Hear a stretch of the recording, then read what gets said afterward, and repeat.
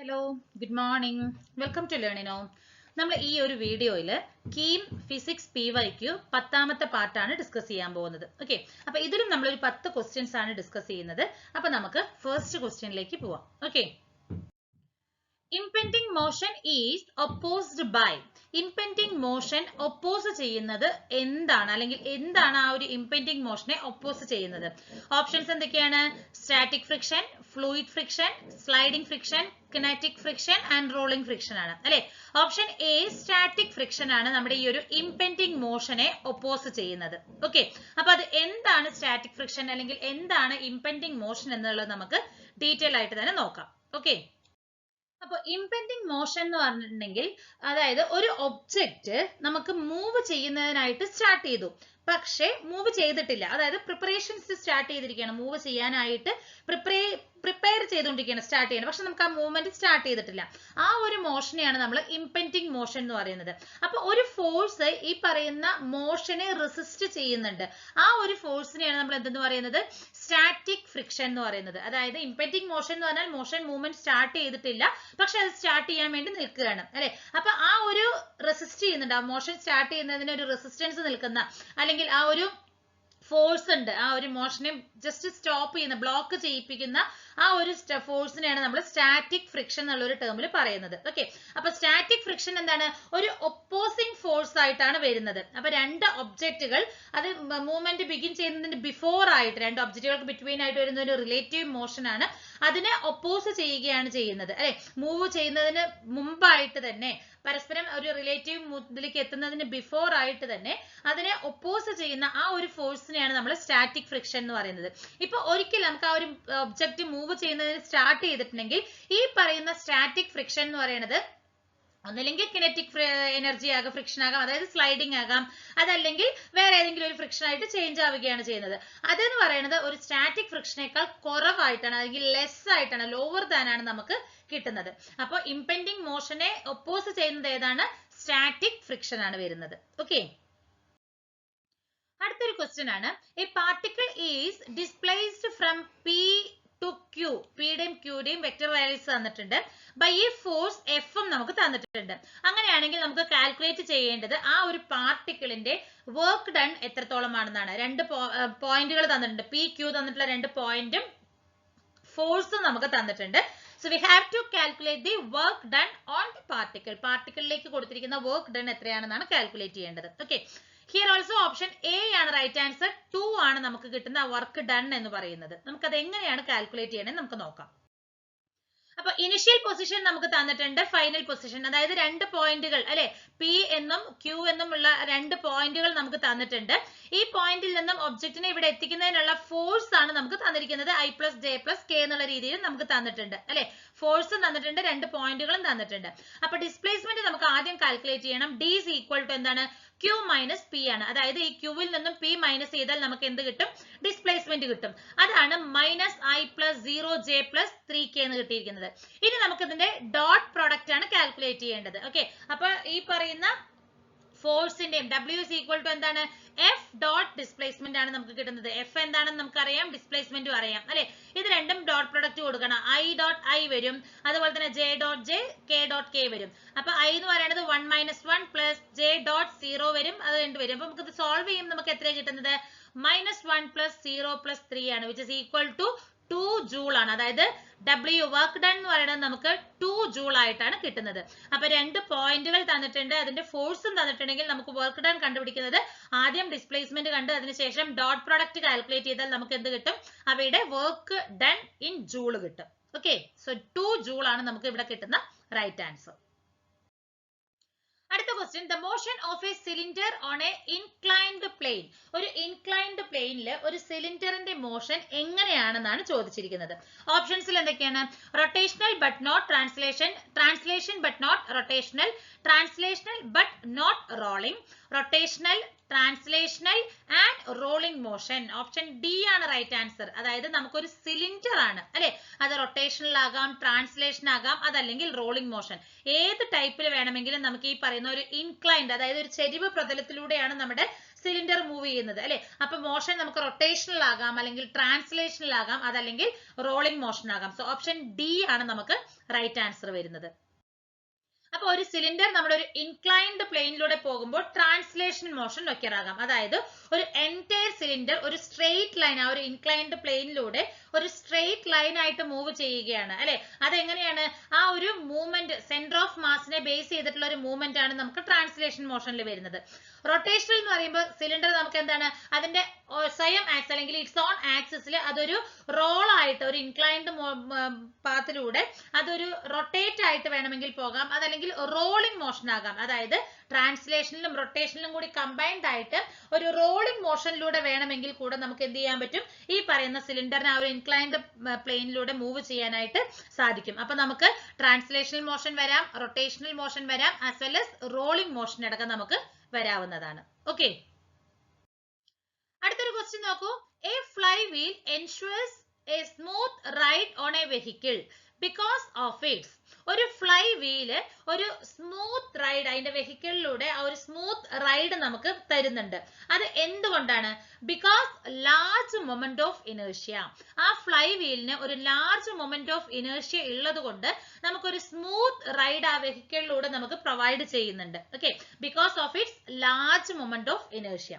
അപ്പൊ ഒരു fly wheel നമുക്ക് അതിന്റെ ലാർജ് മൊമെന്റ് ഓഫ് ഇനേർഷ്യ കാരണം ഒരു സ്മൂത്ത് റൈഡ് നമുക്ക് പ്രൊവൈഡ് ചെയ്യുന്നുണ്ട്. അപ്പൊ ഈ ലാർജ് മൊമെന്റ് ഓഫ് ഇനേർഷ്യ ഉള്ളത് കൊണ്ട് നമുക്ക് എന്ത് ചെയ്യാൻ പറ്റും?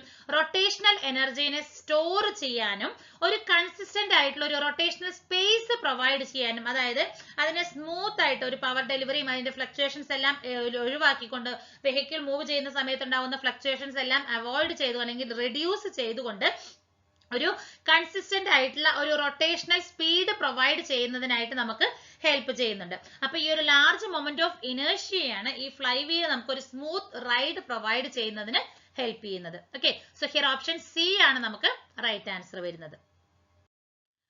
The force of gravity is a, അടുത്ത ക്വസ്റ്റ്യൻ എന്താണ്? The force of gravity is a conservative force. Conservative force ആണ് ഈ പറയുന്ന ഒരു ഫോഴ്സ് ഓഫ് ഗ്രാവിറ്റി എന്ന് പറയുന്നത്. ഓപ്ഷൻ ഇ ആണ് നമുക്ക് റൈറ്റ് ആൻസർ ആയിട്ട് വരുന്നത്. ഓക്കെ, അപ്പൊ ഗ്രാവിറ്റി എന്ന് പറഞ്ഞാൽ എന്താണ്? നമുക്കതൊരു കൺസർവേറ്റീവ് ഫോഴ്സ്. കാരണം ഈ ഗ്രാവിറ്റി ചെയ്യുന്ന വർക്ക് ഡൺ, ഏതെങ്കിലും ഒരു ഒബ്ജക്റ്റില് ഈ ഗ്രാവിറ്റി ചെയ്യുന്ന വർക്ക് ഡൺ എന്ന് പറയുന്നത് അത് എന്തിനെ മാത്രമാണ് ഡിപ്പെൻഡ് ചെയ്യുന്നത്?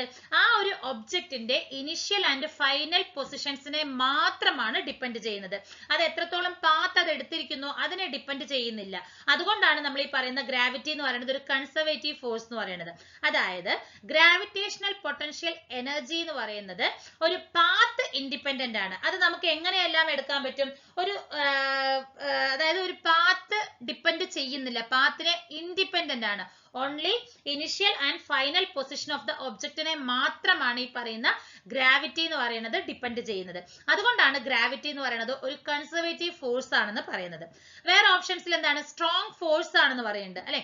അതായത് ഒരു ഫണ്ടമെന്റൽ ഫോഴ്സ് ആണ്. അത് ഒരു അറ്റോമിക് ന്യൂക്ലിയനെ ഒരുമിച്ച്, അതായത് ടുഗെദർ ആയിട്ട് കൊണ്ടുവരുന്ന ഒരു ഫോഴ്സ് ആണ് സ്ട്രോങ് ഫോഴ്സ് എന്ന് പറയുന്നത് അല്ലെ. ഗ്രാവിറ്റി എന്ന് പറയുന്നത് ഒരു സ്ട്രോങ്, അത് നമുക്ക് അൺറിലേറ്റഡ് ആണ്, ഗ്രാവിറ്റി ആയിട്ട് റിലേറ്റഡ് അല്ല വരുന്നത്. പിന്നെ നോൺ സെൻട്രൽ ഫോഴ്സ് ആണെന്നുള്ള ഒരു ഓപ്ഷൻ ആണ് വരുന്നത്.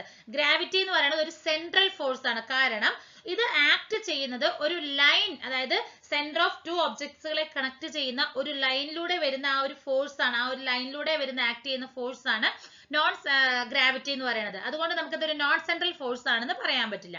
അടുത്തത് നോൺ കൺസർവേറ്റീവ് ഫോഴ്സ്. അതായത് നോൺ കൺസർവേറ്റീവ് ഫോഴ്സ് എന്ന് പറഞ്ഞാൽ എന്താണ്? ഫ്രിക്ഷൻ ആണ്. അത് ഒരു മെക്കാനിക്കൽ എനർജിനെ ഡിസിപ്പേറ്റ് ചെയ്യുന്നുണ്ട്. പക്ഷെ ഗ്രാവിറ്റി നമുക്ക് പ്രത്യേകിച്ച് മെക്കാനിക്കൽ ഫോഴ്സിനെ ഡിസിപ്പേറ്റ് ചെയ്യുന്നില്ല. കാരണം അത് പൊട്ടൻഷ്യൽ എനർജിനെ സ്റ്റോർ ചെയ്യുകയാണ് അല്ലെ. ഗ്രാവിറ്റി അങ്ങനെയല്ല, അതായത് മെക്കാനിക്കൽ എനർജിനെ ഡിസിപ്പേറ്റ് ചെയ്യുന്നില്ല. ഇറ്റ് ക്യാൻ സ്റ്റോർ പൊട്ടൻഷ്യൽ എനർജിയാണ് ഗ്രാവിറ്റേഷണൽ ഫോഴ്സ് എന്ന് പറയുന്നത്. അടുത്തത് കോണ്ടാക്ട് ഫോഴ്സ് ആണ് നമുക്ക് പറഞ്ഞിരിക്കുന്നത്. ഗ്രാവിറ്റി എന്ന് പറയുന്നത് ഒരു ഡിസ്റ്റൻസ് ആയിട്ടാണ് വരുന്നത് അല്ലെ. ഇതിൽ പ്രത്യേകിച്ച് കോണ്ടാക്റ്റുകളിലൊന്നും വരുന്നില്ല. സോ നമുക്ക് ഗ്രാവിറ്റി എന്ന് പറയുന്നത് ഒരു കോണ്ടാക്ട് ഫോഴ്സ് അല്ല. അപ്പൊ ഓപ്ഷനിൽ വന്നിരിക്കുന്ന സ്ട്രോങ് ഫോഴ്സ് അല്ല, നോൺ സെൻട്രൽ ഫോഴ്സ് അല്ല, നോൺ കൺസർവേറ്റീവ് ഫോഴ്സ് അല്ല, അതുപോലെ തന്നെ കോണ്ടാക്ട് ഫോഴ്സും അല്ല. ഗ്രാവിറ്റി എന്ന് പറയുന്നത് ഒരു കൺസർവേറ്റീവ് ഫോഴ്സ് ആണ്, ഒരു കൺസർവേറ്റീവ് ഫോഴ്സ് ആണ് ഗ്രാവിറ്റി എന്ന് പറയുന്നത്. ഓക്കെ, അടുത്ത question. The terminal velocity of a small steel ball falling through a viscous medium is. Okay, അപ്പൊ ഒരു വിസ്കസ് മീഡിയത്തിലൂടെ ഫോൾ ചെയ്യുന്ന ഒരു സ്മോൾ സ്റ്റീൽ ബോളിന്റെ ടെർമിനൽ വെലോസിറ്റി എന്ന് പറയുന്നത് directly proportional to the square of the radius of the ball.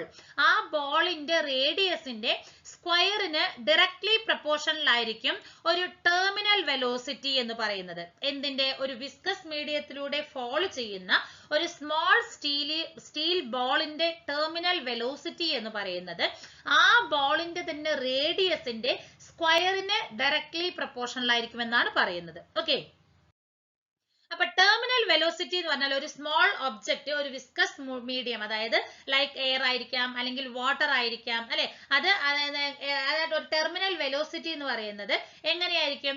Is influenced by the balance between the downward gravitational force, അതേപോലെ തന്നെ upward drag force. അത് എങ്ങനെയായിരിക്കും നമുക്ക് വരുന്നത്? ഒരു ബാലൻസ് ആയിരിക്കും, അതായത് ഡൗൺവേർഡ് ഗ്രാവിറ്റേഷണൽ ഫോഴ്സിന്റെയും അപ്വേർഡ് ഡ്രാഗ് ഫോഴ്സിന്റെയും ഒരു ബാലൻസ്ഡ് ആയിട്ടുള്ളായിരിക്കും നമുക്ക് അത് ഇൻഫ്ലുവൻസ് ആയിട്ട് നമുക്ക് കിട്ടുന്ന ഒരു ടെർമിനൽ വെലോസിറ്റി എന്ന് പറയുന്നത്. അപ്പൊ ഡ്രാഗ് ഫോഴ്സിന്റെ ഇക്വേഷൻ നമുക്കറിയാം, എഫ് ഡി, അതായത് ആ ഒരു സ്റ്റോക്സ് ലോ വെച്ച് നമുക്കറിയാം F D equal to 6 pi eta RV ആണ് വരുന്നത് അല്ലെ. ഈറ്റ എന്ന് പറഞ്ഞാൽ എന്താണ്? ആ ഒരു മീഡിയത്തിന്റെ വിസ്കോസിറ്റി ആണ്. ആർ എന്ന് പറയുന്നത് ബോളിന്റെ റേഡിയസ് ആണ്. വി എന്ന് പറയുന്നത് വെലോസിറ്റി ആണ് നമുക്ക് കിട്ടുന്നത്. അപ്പൊ ഈ എഫ് ഡി എന്ന് പറയുന്നത് ഡ്രാഗ് ഫോഴ്സ് ആണ്. അതേപോലെ തന്നെ ടെർമിനൽ വെലോസിറ്റി എന്ന് പറയുന്നത് ആ ഒരു ഡ്രാഗ് ഫോഴ്സും അത് എന്തിന് ഈക്വൽ ആണ്? ഗ്രാവിറ്റേഷണൽ ഫോഴ്സ് ആണ്. ആ ഒരു ടെർമിനൽ വെലോസിറ്റി ടൈമില് ഡ്രാഗ് ഫോഴ്സും ഗ്രാവിറ്റേഷണൽ ഫോഴ്സും ആ ഒരു ബോളിൽ ആക്ട് ചെയ്യുന്ന ഗ്രാവിറ്റേഷണൽ ഫോഴ്സും ഈക്വൽ ആണ് അല്ലെ. അതെന്താണ്? അതെന്ന് പറയുന്നത് എം ജി ആണ്. എം എന്ന് പറഞ്ഞാൽ ആ ഒരു മാസ്, ബോളിന്റെ മാസ് ആണ്. അപ്പൊ മാസ് ഓഫ് ദി ബോൾ നമുക്ക് എങ്ങനെ എഴുതാം? M is equal to 4/3 pi r cube rho ആണ്. റോ എന്ന് പറഞ്ഞാൽ നമുക്കറിയാം ഡെൻസിറ്റി ആണ് അല്ലെ. Rho is the density of the ball ആണ്. അപ്പൊ ആ ഒരു ഗ്രാവിറ്റേഷണൽ ഫോഴ്സിനെ നമ്മുടെ ഡ്രാഗ് ഫോഴ്സും ആയിട്ട് എന്ത് ചെയ്യണം? ആ ഒരു ടെർമിനൽ വെലോസിറ്റിയിൽ ഈക്വൽ ആക്കുമ്പോൾ ഈ രണ്ട് ഇക്വേഷനും നമുക്ക് രണ്ട് വാല്യൂസും നമുക്ക് സെയിം ആയി വരും. 4/3 pi r cube rho G which is equal to, അതായത് എം ജി ആണ് അല്ലെ. എം എന്ന് പറയുന്നത് നമുക്ക് ഇതാണ്, അതിന്റെ കൂടെ ജി കൂടി മൾട്ടിപ്ലൈ ചെയ്തു. നമ്മൾ ആ ഒരു എഫ് ഡി എന്താന്നുള്ളത് നമുക്ക് ഇക്വേഷൻ നമ്മൾ പ്രീവിയസ് സ്ലൈഡിൽ നോക്കി. 4 pi eta r v എന്നുള്ളതാണ്, അതായത് ടെർമിനൽ വെലോസിറ്റി ആണ് വരുന്നത്. അപ്പൊ നമുക്ക് വേണ്ടത് ഈ ഒരു വി ടെർമിനൽ ആണ്, വിച്ച് ഈസ് ഡയറക്ട്ലി പ്രൊപ്പോർഷണൽ. അല്ലെങ്കിൽ നമുക്ക് ഇതിനെ സോൾവ് ചെയ്യുമ്പോൾ നമുക്ക് എന്താ വരുന്നത്? 2r² raw G by 9 eta ആണ് വരുന്നത് അല്ലെ. ബാക്കി എല്ലാ വാല്യൂസും കോൺസ്റ്റന്റ് ആയതുകൊണ്ട് അതിന്റെ സ്ക്വയർ, അതായത് ആ ഒരു ബോളിന്റെ റേഡിയസിന്റെ സ്ക്വയറിന് ഡയറക്ട്ലി പ്രൊപ്പോർഷണൽ ആയിട്ടാണ് നമുക്ക് ഈ ഒരു ടെർമിനൽ വെലോസിറ്റി കിട്ടുന്നത്. ഓക്കെ, അടുത്ത ക്വസ്റ്റ്യൻ ആണ്. The stress required to produce a fractional compression of 1.5% in a liquid having bulk modulus of 0.9 into 10 to the power minus 9 Newton per meter square is. നമുക്ക് calculate ചെയ്യാൻ പറഞ്ഞിരിക്കുന്നതാണ് stress ആണ്. എന്ത് produce ചെയ്യുന്നതിന്? ഒരു fractional compression 1.5% വരുന്ന ആ ഒരു fractional compression കൊടുക്കുന്നതിന് ഒരു ലിക്വിഡിന്റെ ബൾക്ക് മോഡുലസ് നമുക്ക് തന്നിട്ടുണ്ട്. അപ്പൊ അതിന്റെ ഒരു സ്ട്രെസ് ആണ് നമുക്ക് കാൽക്കുലേറ്റ് ചെയ്യേണ്ടത്. So option D 1.35 into 10 to the power 7 Newton per meter square ആണ് നമുക്ക് വരുന്ന സ്ട്രെസ് കൊടുക്കേണ്ടത്. ഓക്കെ, അപ്പൊ അതെങ്ങനെയാണ് സോൾവ് ചെയ്യണമെന്ന് നമുക്ക് നോക്കാം. അപ്പൊ ബൾക്ക് മോഡുലസ് നമുക്ക് കെ തന്നിട്ടുണ്ട്. ഫ്രാക്ഷണൽ കംപ്രഷൻ അതായത് ഡെൽ വി ബൈ വി ആണ് നമുക്ക് 1.5%, അതായത് 0.01 നമുക്ക് തന്നിട്ടുണ്ട്. അപ്പൊ ഈ പറയുന്ന സ്ട്രെസ് അല്ലെ, stress required to produce a fractional compression in a liquid. ഒരു ലിക്വിഡിൽ കൊടുക്കേണ്ട സ്ട്രെസ് എന്തിനു വേണ്ടിയിട്ട്? ഒരു ഫ്രാക്ഷണൽ കംപ്രഷൻ പ്രൊഡ്യൂസ് ചെയ്യുന്നതിന് വേണ്ടി ലിക്വിഡിൽ കൊടുക്കേണ്ട സ്ട്രെസ്സിനെ പറയുന്ന പേരാണ് വോളിയോമെട്രിക് സ്ട്രെയിൻ എന്ന് പറയുന്നത് അല്ലെ. അത് കാൽക്കുലേറ്റ് ചെയ്യേണ്ട ആ ഒരു ഇക്വേഷൻ ആണ് stress is equal to bulk modulus into fractional compression. Stress is equal to bulk modulus into fractional compression ആണ് വരുന്നത്.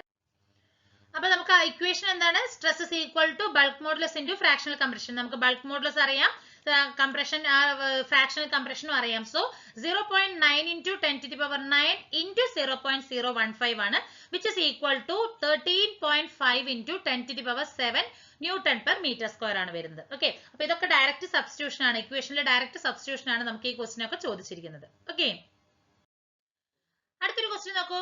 1 gram of ice at 0 degree Celsius is converted into water by supplying a heat of 418.72 joule. The quantity of heat that is used to increase the temperature of water from 0 degree Celsius is ഒരു 1 gram of ice 0 degree സെൽഷ്യസിൽ നമ്മൾ അതിനെ water ആയിട്ട് convert ചെയ്തു. എത്ര heat കൊടുത്തിരിക്കുന്നത്? 418.72 joule കൊടുത്തപ്പോഴാണ് നമുക്കത് conversion നടക്കുന്നത്. Okay, അപ്പൊ ഈ പറയുന്ന ക്വാണ്ടിറ്റി ഓഫ് ഹീറ്റ് എത്ര കൊടുക്കണം എന്തിനു വേണ്ടിയിട്ട്? ഈ പറയുന്ന ടെമ്പറേച്ചർ ഓഫ് വാട്ടർ 0 ഡിഗ്രിയിൽ നിന്നും ഇൻക്രീസ് ചെയ്യുന്നതിന് വേണ്ടിയിട്ട് നമ്മൾ എത്രത്തോളം ഹീറ്റ് കൊടുക്കണം എന്നാണ് ചോദിച്ചിരിക്കുന്നത്. ഓക്കെ, ആ ഒരു ഫ്യൂഷൻ ഓഫ് ഐസിന്റെ ലാറ്റൻ ഹീറ്റ് നമുക്ക് തന്നിട്ടുണ്ട്. സോ ഓപ്ഷൻ എ ആണ്, അതായത് 83.72 ജൂൾ ആണ് നമുക്ക് ആ ഒരു 0 ഡിഗ്രി സെൽഷ്യസിൽ നിന്നും ആ ഒരു ടെമ്പറേച്ചർ, ആ ഒരു ഹീറ്റ് കൊടുക്കേണ്ടത്. എന്തിനാ? ടെമ്പറേച്ചർ ഇൻക്രീസ് ചെയ്യുന്നതിന് ആവശ്യമായിട്ട്. നമുക്കിത് എങ്ങനെ സോൾവ് ചെയ്യാൻ നോക്കാം. മാസ് നമുക്ക് തന്നിട്ടുണ്ട്, 1 ഗ്രാം ആണ് തന്നിട്ടുണ്ട്. ലാറ്റന്റ് ഹീറ്റും നമുക്ക് തന്നിട്ടുണ്ട്. ഹീറ്റ് ടോട്ടൽ ആയിട്ട് ഡിസിപ്പേറ്റ് ആയിരിക്കുന്നത് നമുക്ക് തന്നിട്ടുണ്ട്. അപ്പൊ നമുക്ക് കാൽക്കുലേറ്റ് ചെയ്യേണ്ടത് എന്താണ്? ആ ഒരു വാട്ടറിന്റെ 0 ഡിഗ്രി സെൽഷ്യസിൽ നിന്നും ടെമ്പറേച്ചർ ഇൻക്രീസ് ചെയ്യുന്നതിന് ആവശ്യമായിട്ടുള്ളതാണ് അല്ലെ. 1 ഗ്രാം ഓഫ് ഐസ് 0 ഡിഗ്രി സെൽഷ്യസിൽ നിന്നും വാട്ടർ അറ്റ് 0 ഡിഗ്രി സെൽഷ്യസ് ആയിട്ട് നമുക്ക് എത്രത്തോളമാണ് വന്നിരിക്കുന്ന ഹീറ്റ് എന്നാണ് കാൽക്കുലേറ്റ് ചെയ്യേണ്ടത്. അപ്പോ ഹീറ്റ്, ആ ഒരു ഐസിനെ 0 ഡിഗ്രി സെൽഷ്യസിലുള്ള ഐസിനെ വാട്ടർ ആക്കിയിട്ട് കൺവേർട്ട് ചെയ്യുന്നതിന് ആവശ്യമായ ഹീറ്റ് ആണ് കാൽക്കുലേറ്റ് ചെയ്യേണ്ടത്. So Q is equal to എത്രയാണ്? M into L ആണ്. M നമുക്കറിയാം 0.001 into L നമുക്ക് ലാറ്റന്റ് ഹീറ്റ് ആണ്, അത് ഞാൻ തന്നിട്ടുണ്ടല്ലേ. അപ്പൊ Q is equal to എത്രയാണ്? 335 ജൂൾ ആണ് കിട്ടിയിരിക്കുന്നത്. സോ ടെമ്പറേച്ചർ ഇൻക്രീസ് ചെയ്തത് എങ്ങനെയാണ്? ടോട്ടൽ ടെമ്പറേച്ചറിൽ നിന്നും ഈ പറയുന്ന Q മൈനസ് ചെയ്താൽ മതി. മെൽറ്റ് ആകാനുള്ള ടെമ്പറേച്ചർ മൈനസ് ചെയ്താൽ മതി. സോ അത് രണ്ടും കൂടി സബ്സ്ട്രാക്ട് ചെയ്യുമ്പോൾ എനിക്ക് കിട്ടുന്നത് 83.72 ജൂൾ ആണ് കിട്ടുന്നത്. ഓക്കെ, ടോട്ടൽ ടെമ്പറേച്ചർ നമുക്ക് തന്നിട്ടുണ്ട്, Q നമ്മൾ കാൽക്കുലേറ്റ് ചെയ്തു. സോ 83.72 ജൂൾ ആണ് നമുക്ക് വേണ്ട ടെമ്പറേച്ചർ. അടുത്ത question, a wave with frequency of 600 hertz and wavelength 0.5 metre travels a distance of 200 meter in an air in a time of, അല്ലെ. ഒരു വേവിന്റെ ഫ്രീക്വൻസി തന്നിട്ടുണ്ട്, വേവ് ലെങ്ത് തന്നിട്ടുണ്ട്, ഡിസ്റ്റൻസ് തന്നിട്ടുണ്ട്. ഏതൊരു ടൈമിലാണ് അത് ട്രാവൽ ചെയ്തിരിക്കുന്നത്? 200 മീറ്റർ ട്രാവൽ ചെയ്യുന്നതിന് എടുക്കേണ്ട ആവശ്യമായ ടൈം എത്രയാണെന്നാണ് ചോദിച്ചിരിക്കുന്നത്. ഓപ്ഷൻ 0.67 സെക്കൻഡ് ആണ് നമുക്ക് ആ ഒരു ടൈം ആവശ്യം വന്നിരിക്കുന്നത്. ഓക്കെ, അപ്പൊ നോക്കൂ, ഫ്രീക്വൻസി എഫ് അറിയാം, ലാംഡ അറിയാം, ഡി അറിയാം. നമുക്ക് ആ സ്പീഡ് കാൽക്കുലേറ്റ് ചെയ്യാനുള്ള ഇക്വേഷൻ അറിയാം. V is equal to F into lambda ആണ്. സോ എഫ് എത്രയാണെന്ന് അറിയാം, ലാംഡ എത്ര അറിയാം, 300 മീറ്റർ പെർ സെക്കൻഡ് ആണ് നമുക്ക് കിട്ടിയിരിക്കുന്നത്. Okay, so V is equal to 300 metre per second കിട്ടിയിട്ടുണ്ട്. നമുക്ക് കാൽക്കുലേറ്റ് ചെയ്യേണ്ടത് എന്താണ്? ടൈം ആണ്. Time is equal to distance by velocity ആണ് അല്ലെ. ഡിസ്റ്റൻസ് ബൈ ടൈം ആണ്. So time is equal to distance by speed. So which is equal to distance 200 metre ആണ്, velocity 300 metre per second ആണ്. So ഞാൻ അത് solve ചെയ്യുമ്പോൾ 2/3 ആണ്. So 0.67 ആണ് നമുക്ക് ആ ഒരു 200 മീറ്റർ ട്രാവൽ ചെയ്യുന്നതിന് ആവശ്യമായി എടുത്തിരിക്കുന്ന ടൈം. ദാറ്റ് ഈസ് 0.67 സെക്കൻഡ്സ് ആണ് കിട്ടുന്നത്. ഓക്കെ, അടുത്ത ക്വസ്റ്റ്യൻ ആണ്, if the fundamental frequency of a stretched string of length 1 meter under a given tension is 3 hertz ആണ്, then the fundamental frequency of the stretched string of length 0.75 meter under the same tension. അപ്പോൾ 1 metre length ഉള്ള stretched സ്ട്രിങ്ങിന്റെ fundamental frequency 3 hertz ആണ് ഒരു given ടെൻഷനിൽ. അതേ given ടെൻഷനിൽ 1 metre എന്നുള്ളത് 0.75 metre ആയിട്ടുണ്ടെങ്കിൽ what about the fundamental frequency അല്ലെ. Fundamental ഫ്രീക്വൻസിയിൽ എന്താണ് ചേഞ്ച് വന്നിരിക്കുന്നത് എന്നാണ് ചോദിച്ചിരിക്കുന്നത്. So here option D 4 hertz ആണ് നമുക്ക് 0.75 മീറ്ററിൽ വരുന്ന ലെങ്ത്തിലുള്ള ഒരു സ്ട്രെച്ച്ഡ് സ്ട്രിങ്ങിന്റെ ഫണ്ടമെന്റൽ ഫ്രീക്വൻസി വരുന്നത്. അപ്പൊ നമുക്കറിയാം F1 നമുക്കറിയാം, ലെങ്ത് L1 അറിയാം, L2 അറിയാം. സോ അവർ തമ്മിലുള്ള ഇക്വേഷൻ എന്താണ്? ഒരു റിലേഷൻഷിപ്പ് വരും അല്ലെ. F1/F2 is equal to L2/L1 ആണ് അല്ലെ. നമുക്ക് കാൽക്കുലേറ്റ് ചെയ്യേണ്ടത് ഈ പറയുന്ന F2 ആണ്. So 3/F2 is equal to 0.75/1 വരും. So F2 is equal to എത്രയാണ് വരുന്നത്? 3/75 which is equal to 4 hertz ആണ് നമുക്ക് കിട്ടുന്ന ഫണ്ടമെന്റൽ ഫ്രീക്വൻസി ഫോർ 0.75 സ്ട്രെച്ച്ഡ് സ്ട്രിങ്ങിന്റെ. ഓക്കെ, സോ അപ്പൊ ഇത്രയും ക്വസ്റ്റ്യൻസ് ആണ് നമ്മൾ ഈ ഒരു വീഡിയോയിലും കൂടി ഇൻക്ലൂഡ് ചെയ്തിരിക്കുന്നത്. Thank you.